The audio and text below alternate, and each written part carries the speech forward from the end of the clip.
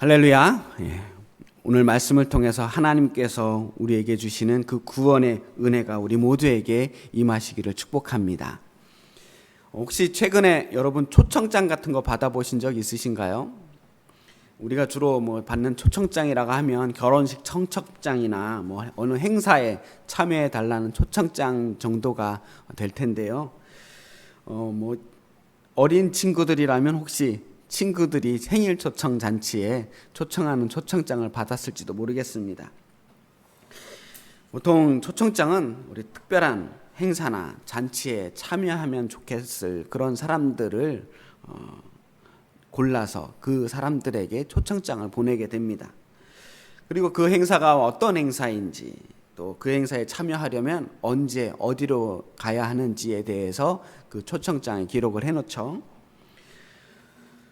그 초청장을 받으면 일단 가든지 안 가든지 간에 마음에 조금 부담이 되는 게 사실이에요. 어찌되었든 간에 그 사람이 나한테 초청장을 보냈다는 것은 그 나름대로 그 사람에게 있어서 내가 어느 정도의 존재감이 있다는 뜻이고, 기왕이면 좀 와줬으면 좋겠다는 의사 표시잖아요. 혹시 가지 못하면 신뢰가 되지는 않을까 하는 그런 생각도 듭니다. 물론 주소록 받아가지고 무작위로 마구 날리는 그런 초청장들은 제외하고요. 사실 요즘 받는 초청장들 받으면서 진심을 담은 초청장을 받아본 적이 별로 많지는 않은 것 같습니다. 심지어 카톡이나 문자로 이렇게 초청장을 보내는 걸 보면 시대가 참 많이 바뀌었구나 하는 생각도 들어요. 그런데 아주 옛날에는요, 이 초청장은 정말 귀한 사람들에게 보내는 특별한 편지였습니다. 그리고 그 초청장을 받은 사람이라면 그 초청장에 당연히 응답하고 그 초청장에서 내가 가지 못하는지 가는지 의사표현을 분명하게 해야 했고요. 가능하면 어떠한 사정이 있어도 꼭 가는 게 예의였습니다. 왜냐하면 이 초청을 하는 사람들은요, 그 당시에 초청장을 다 보내놓고 이 사람들이 꼭 올 것으로 생각하고 음식을 준비를 했어요. 잔치 음식을 준비하는데 미리 그 사람들 올 줄 알고 다 준비해놨는데 만약 이야기 없이 오지 않으면 큰 신뢰가 되는 거잖아요. 마치 음식점에 미리 주문해놓고 음식점에 가지 않는 노쇼 같은 것과 비슷한 맥락이라고 보시면 될 것 같습니다. 하여튼 그래서 그 당시에는 더욱더 이 초청장을 아무한테나 보내지 않고 꼭 올만한 사람들에게만 보내게 된 거예요. 오늘 우리가 읽은 이 말씀은요, 사실 하나님께서 우리들에게 보내신 초청장 같은 겁니다. 하나님께서 이사야 선지자를 통해서 이스라엘 백성들에게 구원의 초청장을 보내고 계셔요. 오늘 우리가 함께 이 말씀을 따라 읽으면서 우리 모두 함께 하나님의 구원의 그 초청장을 받아보는 시간이 되기를 바랍니다. 오늘 말씀 아까 말씀드렸듯이 이사야 선지자가 선포한 말씀이에요. 이사야서는요, 남유다가 멸망하기 직전부터 시작을 해서 멸망하고 그 포로 생활을 했을 때까지 아주 긴 시간 동안 쓰여진 예언서예요. 그 중에서도 이사야서가 66장까지 되어 있는데요. 이사야서 39장까지 1장부터 39장까지는 이스라엘에 대한 경고의 말씀이 적혀 있어요. 너희들 이렇게 하면 멸망한다. 이렇게 하다간 하나님의 심판을 피할 길이 없다. 그러니 빨리 지금이라도 늦지 않았으니 어서 회개해야 된다. 이런 내용들이 담겨 있어요. 그리고 40장부터 66장까지의 말씀은 구원과 회복의 말씀입니다. 이제 다 망했잖아요. 다 멸망해서 뿔뿔이 흩어지고 포로 생활하고 있는 이스라엘 백성들에게 이제 다시 너희들 지금 이렇게 멸망했지만 고통 가운데 있지만 조금만 참고 기다리거라. 다시 너희들의 마음을 회복하고 믿음을 회복하면 하나님께서 너희들을 회복시켜 주실 것이다. 그렇게 희망의 메시지들을 전하고 있는 것이 이 40장부터 66장까지의 말씀이에요. 그런데 오늘 우리가 읽은 말씀은 55장에 있는 말씀입니다.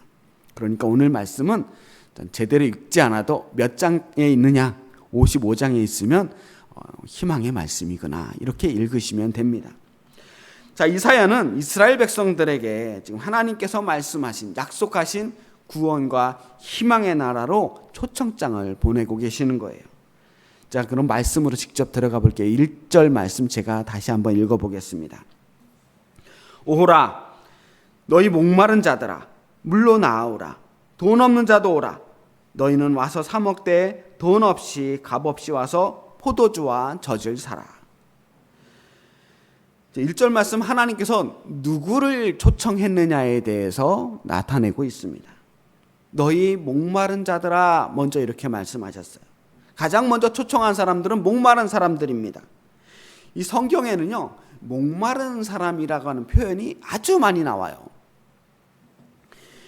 왜냐하면 이스라엘 지역의 그 기후 특성상 지역이 굉장히 메마르고 건조한 지역이거든요. 바다 쪽에는 어느 정도 비가 좀 내리지만 내륙 쪽으로 가면 거의 광야나 다를 바가 없어요.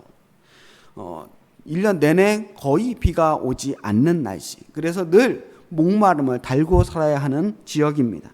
만약 그 지역에서 여행을 하다가 물이 떨어졌다 하면 그냥 좀 목마른 게 아니라 죽을 수도 있는 지역이에요.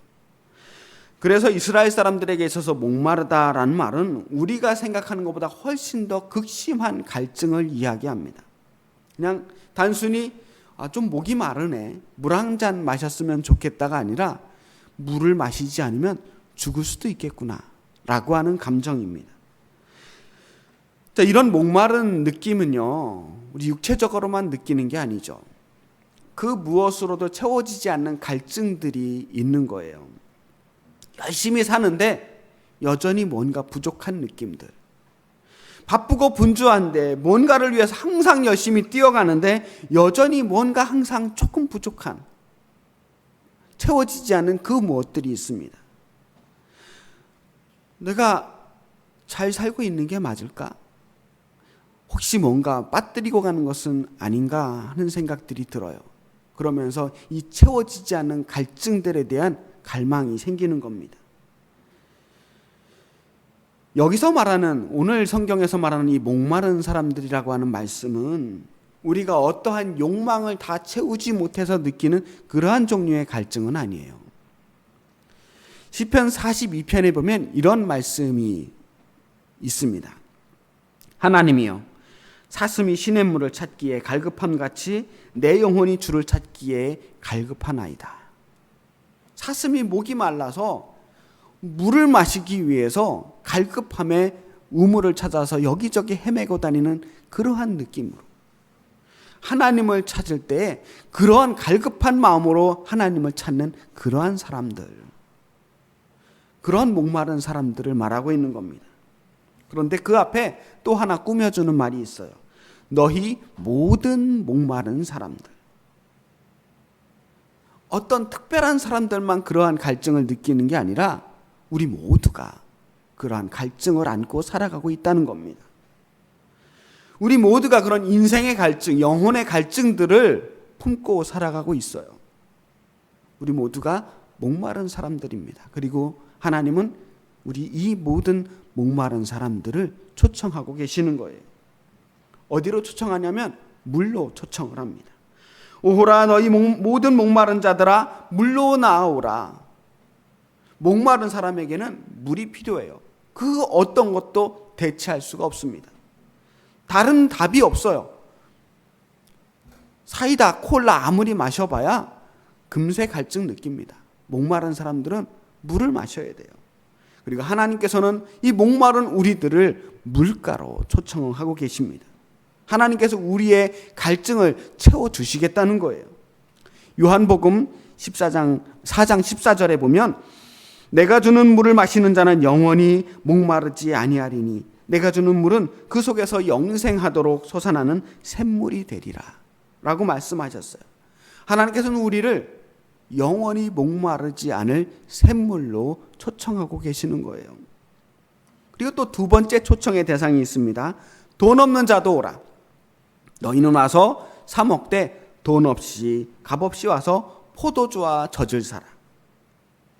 하나님께서 초청하신 사람들은요, 포도주와 젖을 사야 하는데 돈이 없는 사람들입니다.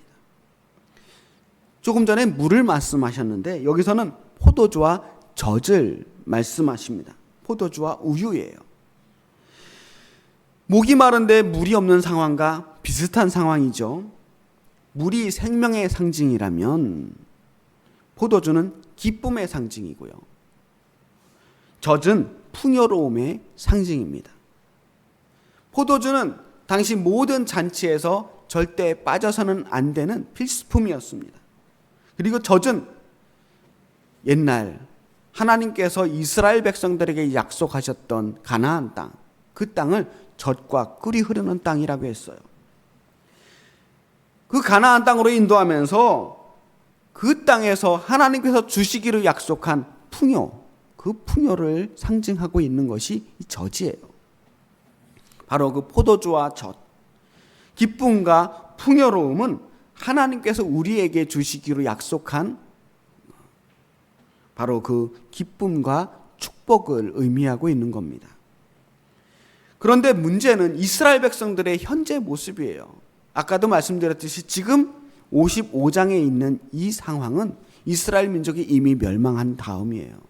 그들은 하나님께서 주신 축복과 기쁨을 잃어버렸어요. 더 이상 포도주와 젖을 살 수 없는 신세가 되었습니다. 왜요? 돈이 없으니까. 살 수 있는 능력이 없으니까. 이스라엘 백성은 지금 하나님께서 약속하신 기쁨과 축복을 누릴 능력이 없어요. 분명히 하나님께서 그들에게 약속하신 젖과 꿀이 흐르는 땅이 있었습니다. 그 땅은 커다란 아주 어깨에 짊어지고 가야만 겨우 들을 수 있는 엄청나게 커다란 포도들이 주렁주렁 열리는 비옥한 땅이었고 풍요로운 땅이었어요. 그런데 그 땅을 빼앗겨 버렸습니다. 이스라엘 백성들은 그런 것들을 아무도 누릴 수가 없게 되었어요. 그게 바로 멸망한 이스라엘 민족의 현재 모습입니다. 그런데 그런 돈 없는 사람, 능력 없는 사람들에게 그냥 포도주와 젖을 가져가는 것이 아니라 돈도 없이 포도주와 젖을 사라라고 말씀하십니다. 약속하신 축복을 주신다는 거예요. 비록 이스라엘 백성들은 그 축복을 누릴 자격을 잃어버렸지만 하나님을 배신하고 우상을 섬기고 제 멋대로 살아서 그 나라를 잃어버렸지만 그러나 하나님께서 그들에게 그 자격을 얻게 해주시겠다는 거예요. 공짜로 거지처럼 얻어가라는 게 아니라 당당하게 사가라는 거예요. 돈이 없지만. 왜? 하나님께서 대신 지불해 주셨기 때문에. 하나님께서 그 축복을 당당하게 누리도록 해 주시겠다는 거예요. 그것이 하나님께서 주시는, 값없이 주시는 은혜예요. 거저 주시는 것이지만 그 거저 주시는 의미는요, 우리가 어떠한 것으로도 살 수 없는 것이기 때문에 거저 주시는 거예요. 가치가 없어서 거저 주시는 것이 아니라 우리는 도저히 그걸 살 수 없기 때문에 어쩔 수 없이 거저 줄 수밖에 없어요. 하나님께서 대가를 지불하시고 하나밖에 없는 독생자 예수 그리스도를 그 대가로 지불하시고 우리들에게 은혜로 거저 나눠주시겠다는 것입니다. 메시아 예수 그리스도의 죽음을 통해 비싸게 주고 값을 산 거예요. 그리고 그것을 우리에게 거저 주시는 겁니다.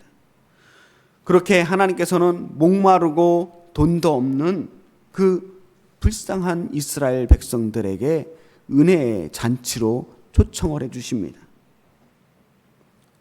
하나님의 은혜가 간절히 필요한 사람들이었어요.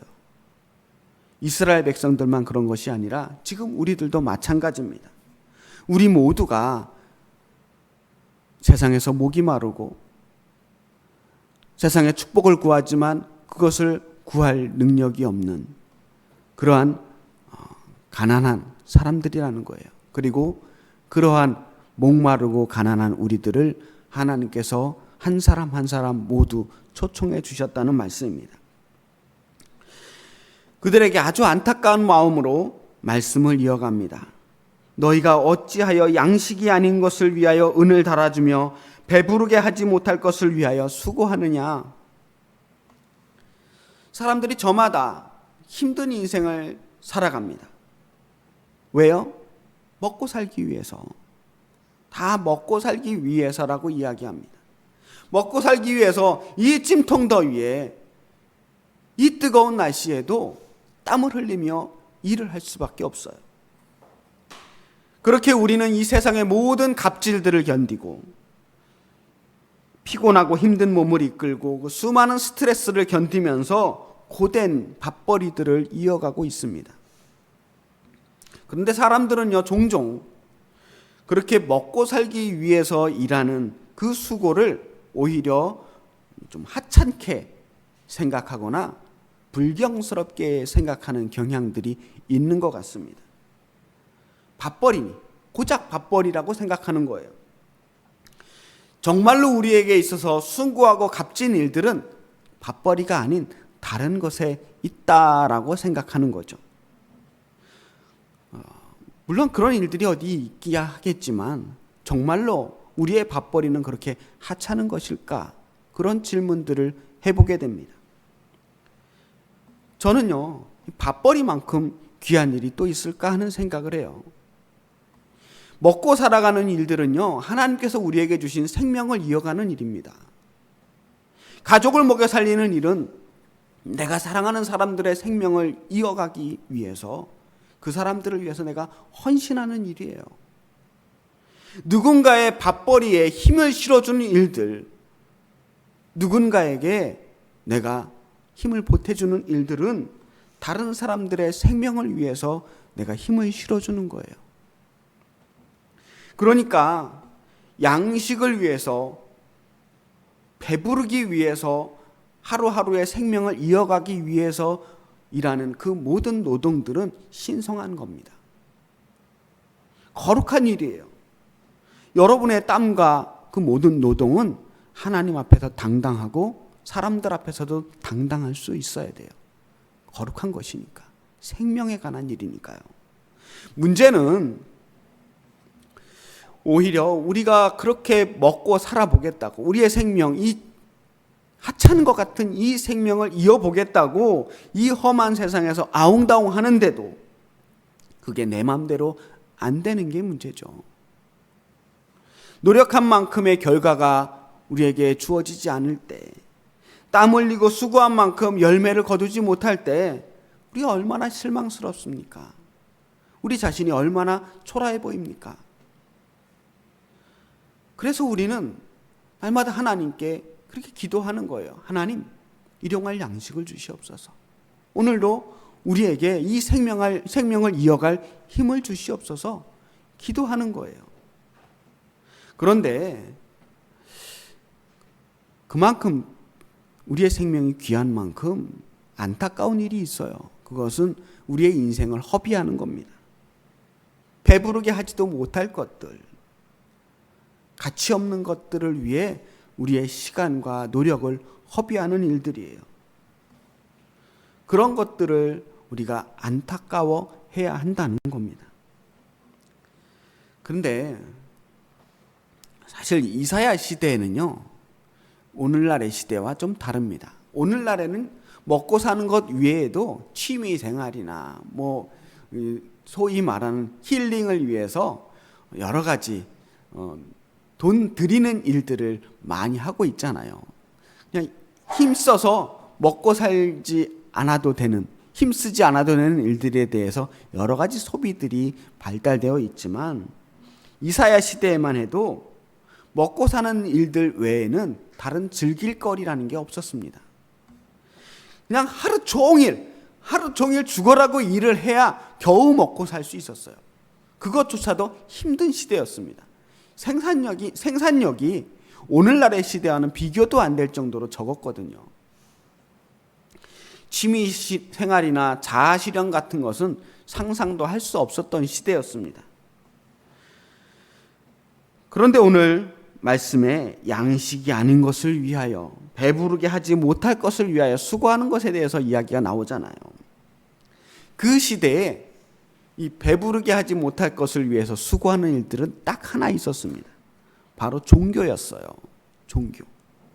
특히나 가나안 땅에는요, 수많은 우상신들이 흩어져 있었습니다. 바알과 아세라와 같은 신들이 곳곳에 흩어져서 사람들을 유혹했습니다. 그 신들은 풍요의 신들이었어요. 이 농경신들, 내가 너희들을 풍요롭게 만들어주겠다라고 약속하는 신들이었습니다.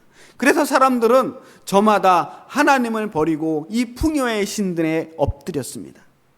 이 우상신들에게 자신의 재물을 바치고 시간을 바치고 심지어 자식을 제물로 바치는 일들까지도 있었어요. 왜요?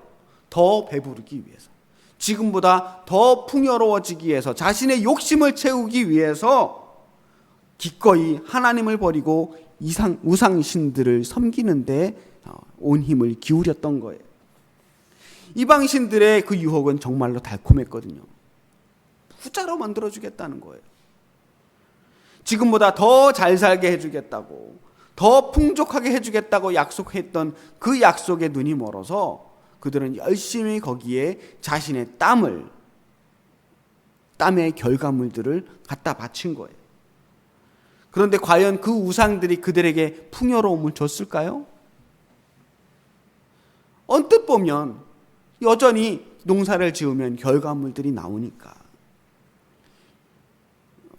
바알과 아세라가 자신들에게 풍요를 준 걸로 착각할 수도 있어요.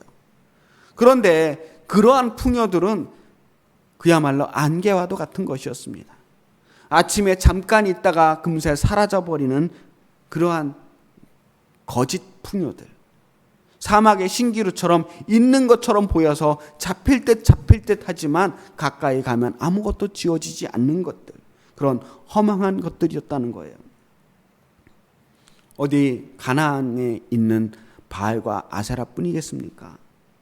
오늘날에도 단순히 그냥 먹고 살기 위해서, 내 생명을 유지하기 위해서 거룩한 노동을 하는 것뿐만 아니라 더 많은 욕심을 위해, 일용할 양식이 아니라 몇 대를 먹고도 남을 만큼 더 큰 부여를 누리기 위해서, 더 큰 욕망을 위해서 남들보다 더 잘 살고 더 있어 보이는 삶을 위해서 헛된 것을 쫓아다니며 허망한 곳에 우리의 시간과 노력을 바치고 있지는 않은가 하는 거예요. 분명히 그럴듯해 보입니다. 인생 한방 뭔가 잡을 수 있을 것 같아요. 그럴듯한 계획들이 있고 가능성이 있어 보이지만 사실은 우리의 인생이 지금까지 그랬듯 늘 우리의 계획대로 돌아가는 건 아니에요. 배부르지 못할 것들을 위해 허망한 수고들을 했던 일들이 얼마나 많이 있느냐는 거예요. 그러한 모습들에 대해서 지적하고 있는 것이 바로 오늘 말씀 2절 말씀입니다. 너희가 어찌하여 양식이 않은 것을 위하여 은을 달아주며 배부르게 하지 못할 것을 위하여 수고하느냐. 그러면 우리가 어떻게 해야 될까?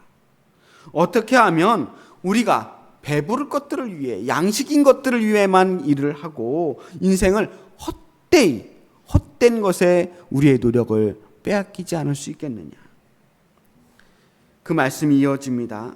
2절 말씀 하반절에 보니까 내게 듣고 들을지어다. 그리하면 너희가 좋은 것을 먹을 것이며 너희 자신들이 기름진 것으로 즐거움을 얻으리라. 내게 듣고 들을지어다. 다른 비결이 없어요. 하나님께 듣고 또 들으라는 말씀입니다. 지난주 제가 설교한 말씀 기억하실지 모르겠는데요. 솔로몬이 하나님께 구했던 것이 있습니다. 바로 듣는 마음이었어요. 하나님께 듣는 마음, 하나님의 말씀을 들을 수 있는 지혜, 그게 필요하다는 거예요. 세상의 다른 것들에 귀를 기울이는 것이 아니라 하나님께 들을 수 있는 그 마음이 필요합니다. 하나님께 귀를 기울여야 됩니다. 이 세상에 너무나 많은 쓸데없는 소리들이 돌아다녀요. 여러분, 눈을 감고 가만히 있어 보세요. 조금만 가만히 눈을 감고 있어 보세요. 그러면 얼마나 많은 소리들이 우리 주변에 맴돌고 있는지 알게 됩니다. 아무 소리도 들리지 않는 그런 순간들이 우리에게 거의 없다는 거예요. 무수한 소리들이 끊임없이 우리 귀에 맴돌고 있습니다. 뭐 이렇게 에어컨 소리나 선풍기 소리면 감사하죠. 수많은 방송과 드라마와 뉴스들, 온갖 소음과 온갖 말소리들이 끊임없이 우리의 정신을 흐트러뜨려요. 서로 자기에게 진리가 있다고, 여기에 삶의 비결이 있다고 계속해서 우리를 향해 소리치고 있습니다. 귀를 기울이지 않으면 우리가 하나님 말씀 들을 수가 없어요.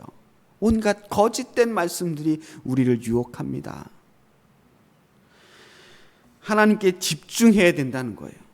정신을 똑바로 차리고 내가 지금 무엇을 위해 살아가야 하는지, 내가 지금 어디로 가고 있는지 정신을 똑바로 차리고 귀를 기울여야 합니다. 그래야 우리의 삶이 답을 찾을 수가 있어요. 오늘 말씀에 하나님께 듣고 듣는 사람들은 좋은 것을 먹고 기름진 것으로 즐거워하게 될 것이라고 말합니다. 이 말씀 오해하면 안 돼요. 하나님께서 단순히 우리에게 잘 먹고 잘 사는 웰빙의 삶을 약속해 주신 게 아니에요.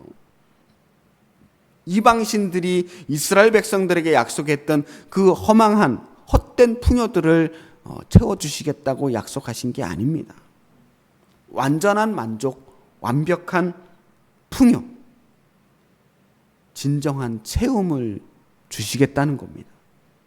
먹어도 다시 배고프고 마셔도 다시 갈증나는 그러한 거짓된 풍요로움이 아닙니다. 다시는 목마르지 않는 그러한 생명의 샘물.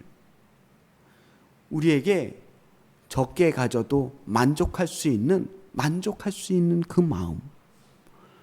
하나님 안에서 그 무엇도 부족함이 느껴지지 않는 진정한 풍요를 느끼게 해주겠다는 거예요. 그것이 하나님이 우리에게 풍요로움을 주시겠다고 약속하시는 겁니다. 3절 말씀 우리 한 목소리로 같이 읽어볼까요? 앞부분만 제가 읽어볼게요. 영원히 살리라까지 같이 읽겠습니다. 너희는 귀를 기울이고 내게로 나와서 들으라. 그리하면 너희 영혼이 살리라. 예. 아멘. 하나님께서 우리의 영혼을 살려주시겠다는 거예요. 너희의 영혼이 살리라. 우리 육신은요, 유통기한이 생각보다 길지 않아요. 길어야 100년입니다. 얼마나 오래 사느냐? 그렇게 중요하지 않아요. 뭐 몇 년 차이예요. 뭐 몇 년, 몇십 년. 얼마나 건강하게 사느냐? 그것도 사실 그렇게 중요하지 않습니다. 나중에 되면요, 아무리 건강했던 사람들 다 아프게 돼 있어요. 어르신들 치고 야간 드시는 분이 어디 있습니까? 다 그렇게 병들어 가게 되는 거예요. 정말 중요한 것은 우리의 영혼입니다. 우리의 영혼이 얼마나 건강한가. 말씀에 귀를 기울이고 사는 사람, 하나님의 음성을 듣고 사는 사람들은 영혼이 사는 사람들이에요. 하나님과 함께하는 인생. 그래서 남들보다 더 많이 먹고 남들보다 더 많이 가지는 것이 아니라 우리 영혼이 사는 사람이 되는 거예요. 하나님께서는 우리의 영혼을 살리는 그 천국잔치에 우리를 초청해 주신 겁니다. 오늘 여러분들, 우리 모두는 하나님의 초청장을 받았어요. 그리고 그 초청장을 받고 이 자리에 나온 겁니다. 우리가 어쩌다 보니 발걸음이 여기 옮겨져서 여기까지 온 게 아니에요. 하나님께서 여러분을 마음 깊숙한 곳에서 불러주신 겁니다. 한 사람 한 사람을 이 순간 이 자리에서 하나님께서 간절한 마음으로 불러주셔서 여러분이 그 초청에, 그 부르심에 응답해서 이 자리에 나온 겁니다. 하나님께서 약속하셨어요. 수고하고 무거운 짐진 자들아, 다 내게로 오라. 내가 너희를 쉬게 하리라. 누구든지 목마르거든 내게로 와서 마시라.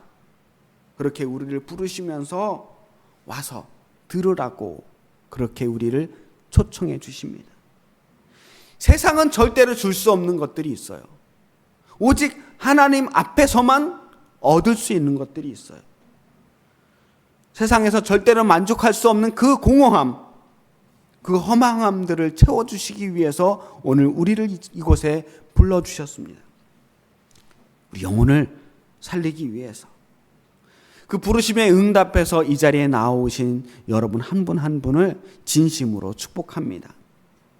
하나님께서 여러분을 사랑하시고 축복하시기를 원하셔요. 하나님께서는 우리를 이 세상의 모든 갈증과 결핍으로부터 구원해 주실 것입니다. 진정한 만족을 얻게 될 것입니다. 우리의 영혼을 살려주시되 잠깐 살려주신 것이 아니라 영원히 살려주실 것입니다.